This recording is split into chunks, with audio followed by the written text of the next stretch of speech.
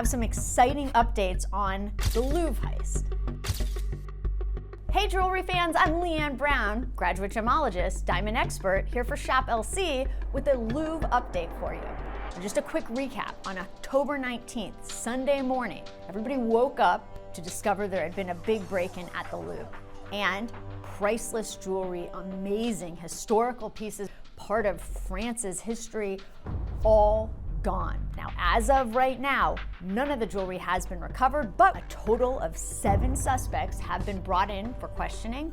Last week, 2 suspects were apprehended, one at the airport, one in his house. The French police had been tracking their phones. We know that the police were tracking these other suspects' phones and found out that a large group of them were gonna go attend a soccer match together. So while they were waiting in line to enter the stadium, the police swooped in, apprehended them, brought them in for questioning, and we know a little bit about them. So far, all of the suspects brought in for questioning ranged in age from 34 years old to 39 years old.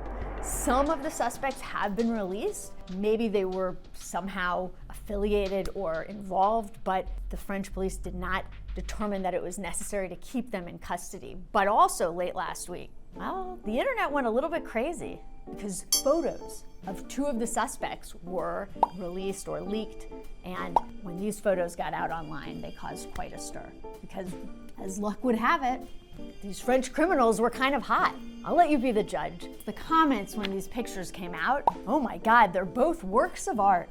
Are they single? Another Instagrammer added, these guys were also stealing hearts. Marie from Nice said, I've unlocked my jewelry box and left the front door wide open. C'est la vie. Now, I regret to inform you, these were actually not suspects involved in the Louvre heist. They were suspects at one point. They were actually arrested, but these mugshots came out in 2010 and 2014. So these are older pictures that have resurfaced that were then tacked onto this Louvre story, and it just took off. I was sent by colleagues of mine in the industry, I was sent these pictures numerous times last week, and people really bought into it, but unfortunately, not the best reporting. Anyway, as I mentioned before, I was watching an ex-FBI investigator talk about what he thinks is going to happen and where the jewels possibly could be. And somebody specifically asked him, do you think that these jewels are melted down yet? It would just be heartbreaking if there were. And I think that that's the most important part of the story. Can the jewels be recovered? Luckily, he said in his opinion, he believes that they probably have not been melted down yet.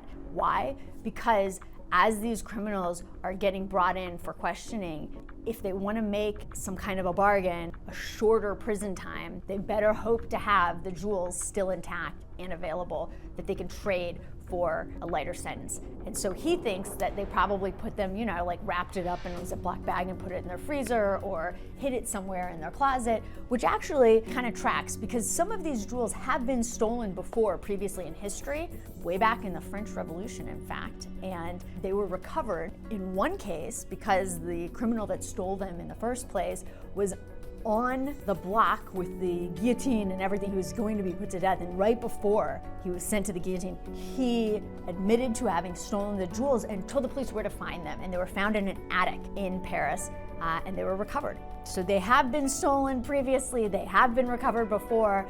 I'm keeping my fingers crossed, and I'm hoping that they will be recovered again. Which, by the way, like, subscribe, make sure that you're in on the action. If you have any comments, please leave your comments as well. Back to the story though. A lot of people have asked me since our last video, how does this happen? It's now established these were pretty amateur thieves. A couple of them had been involved in jewelry robberies previously. They had some previous records. And so how would they get involved? They were kind of amateur thieves. How would they get involved in a case this huge? In my opinion, and I said this before, in my opinion, again, this is a crime of passion. This is a collector. Again, maybe it's just sort of romanticizing the story, but these jewels belong to Napoleon. I think this is not just a random occurrence. I don't think that whomever is behind this ultimately had any intention to melt down these jewels or break them apart. I think that this person probably had either personal interest in French history or personal interest and passion for maybe Napoleon or jewels of a unique provenance, I think that it's very likely that the person behind this maybe commissioned somebody. I think there would probably be a middleman or woman that then hired these criminals to go in and kind of case the Louvre and figure out how they could get in. As I mentioned before, there happened to have not been any camera focused on the window that the thieves got into the Apollo gallery through. And it seems to me that they might have known that. I don't think that's an accident. There were cameras on all the other windows except for the one that they went through.